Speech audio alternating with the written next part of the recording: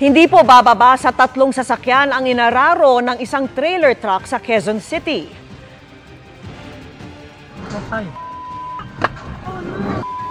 Sa kuha po ng dashcam sa kahabaan ng San Mateo, Batasan Road, makikita ang pagtigil ng mga sasakyan sa isang intersection.